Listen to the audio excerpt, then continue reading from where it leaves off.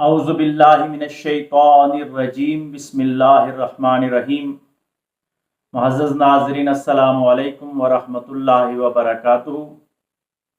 آج ہم خانوادہ اہل بیت کے مقدس چشم و چراغوں میں سے ایک اور چشم و چراغ امام موسیٰ کاظم رضی اللہ تعالیٰ عنہ کے حوالے سے گفتگو کرتے ہوئے ان کی بارگاہ میں خراج عقیدت پیش کرنے کی کوشش کریں گے۔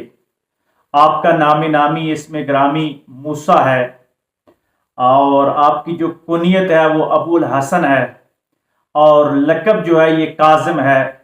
کاظم کا مطلب اس وجہ سے یہ لقب آپ کو ملا کہ غصے کو پی جانے والا، اور یہ آپ کی صفت تھی کہ نامناسب ترین حالات میں بھی آپ نے اپنے دشمنوں کے ساتھ، اپنی گستاخی کرنے والوں کے ساتھ جو سخاوت اور جود والا معاملہ کیا،